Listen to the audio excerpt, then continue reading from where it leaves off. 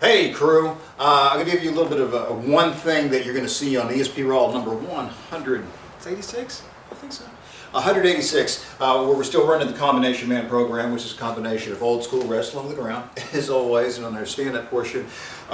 You could work this as either for your old school boxing, or it's actually a lot of this is coming from the Rough and Tumble program. There's so much of the stand-up work on this volume that's going to be great for street ready, and there's a lot of MMA rule sets is going to permit that.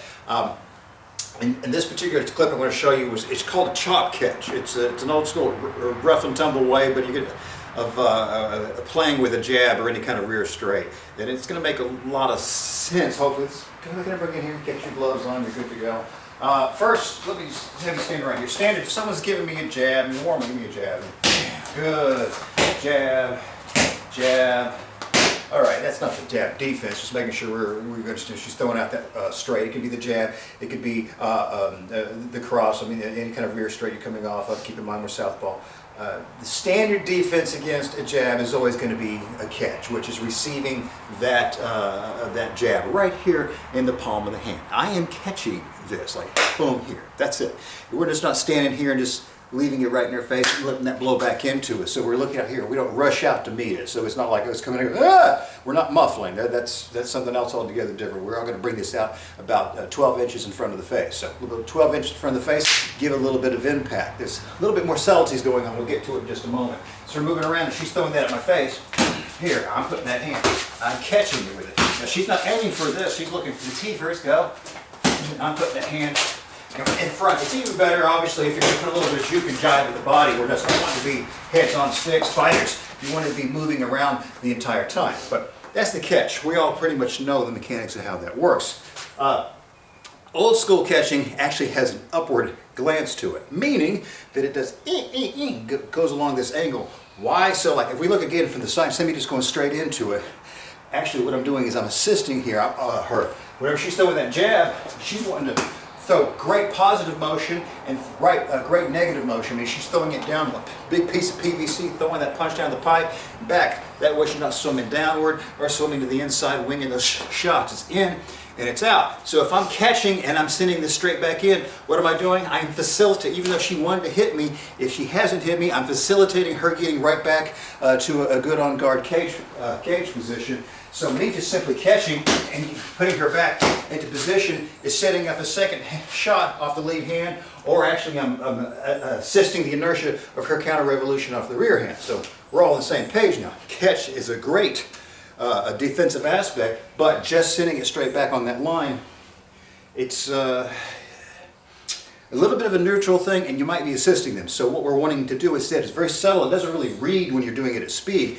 but super slow-mo as this jab is coming in, I'm going out to catch it, moving in, and then this hand slightly up. Whenever I receive the knuckles into this bottom heel of the hand, here, slight uptick. Very tiny, very tiny. So catch, a little bit of up, catch, a little bit of up. Facing on, catch, a little bit of up. A little bit of up. So what this does, it has a tendency to interrupt that nice smooth mechanics of pulling back in.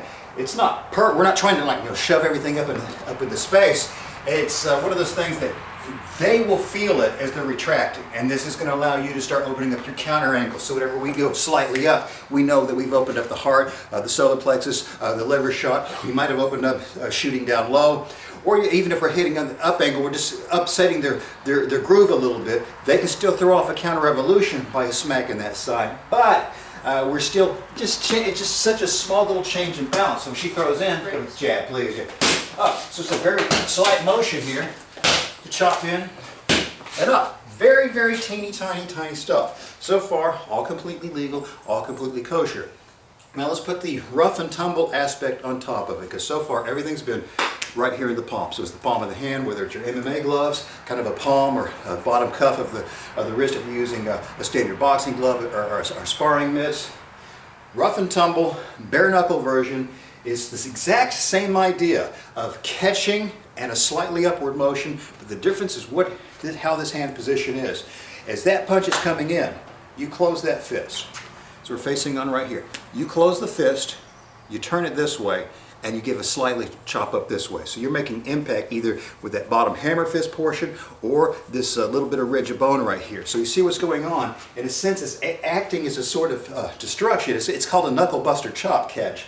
So as it's coming in, it's exactly what it sounds like. Through the gloves, it doesn't read as much. When you get lighter gloves on or go into the bare fist with it, if you're just thinking about, if you're always catching anyway, this small change of turning everything around and slightly up with it starts playing hell with the hand. So when she's throwing, you're thinking, you're realizing that this becomes a little bit more aggressive, but it can start looking the exact, can you feel it through there?